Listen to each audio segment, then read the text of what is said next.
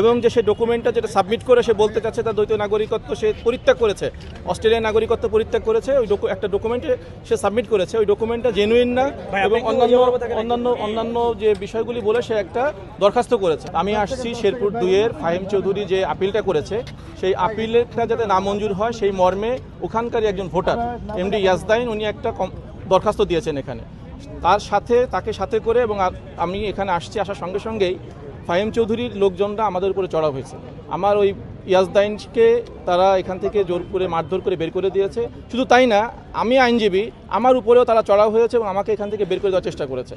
হ্যাঁ, পরবর্তীতে পুলিশ এসে এখানে ওদেরকে থামিয়েছে এবং আমাকে পরবর্তীতে আমি নিরাপত্তাহীনতায় আছি, কারণ এখানে তারা আইনজীবীর উপরে তো চড়াও হতে পারে না। তাদের যে বক্তব্য থাকবে সেই বক্তব্যটা তারা কমিশনের সামনে উপস্থাপন করবে এবং তাদের যদি ভালো কেস থাকে, গুড কেস থাকে, তারা সেখান থেকে বের হয়ে আসবে জিতে।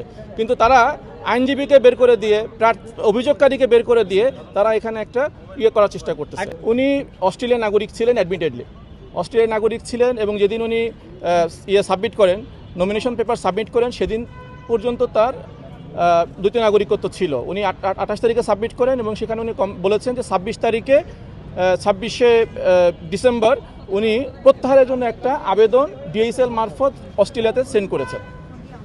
পরবর্তীতে উনি অ্যাপিল পর্যায়ে এসে একটা ডকুমেন্ট সাবমিট করেছেন, যে ডকুমেন্ট থেকে দেখা যাচ্ছে যে অস্ট্রেলিয়ার নাগরিকত্বটা ওনার সিজ হয়ে গিয়েছে, অর্থাৎ অস্ট্রেলিয়ার নাগরিকত্বটা প্রত্যাহার হয়ে গিয়েছে। কিন্তু সেই ডকুমেন্টটা সেখানে আবার দেখা যাচ্ছে ওনার আবেদনটা সাবমিট হয়েছে 5 জানুয়ারি।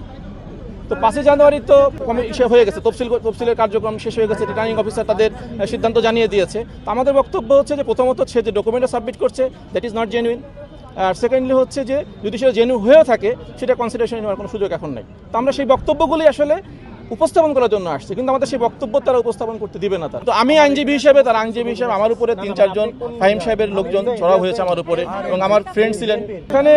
আমরা যতদূর জানি যে একজন প্রার্থী 3 জন ব্যক্তি নিয়ে ঢুকবেন, 3 জন লোক নিয়ে ঢুকবেন, কিন্তু এখানে দেখা যাচ্ছে যে তার সম্ভবত 25 থেকে 30 জন লোক আছে, 25 থেকে 30 জন। এখন কমিশন, এখানে নির্বাচন কমিশন আমাদেরকে আইনজীবী হিসেবে আমরা আসছি, আমাদের যদি নিরাপত্তা দিতে না পারে প্রার্থীদের বা অভিযোগ, এখানে পুরো বিষয়টা ওপেনলি হবে, ওনারা এখানে আমাদেরও নিরাপত্তা দিতে পারছে না। এটা আসলে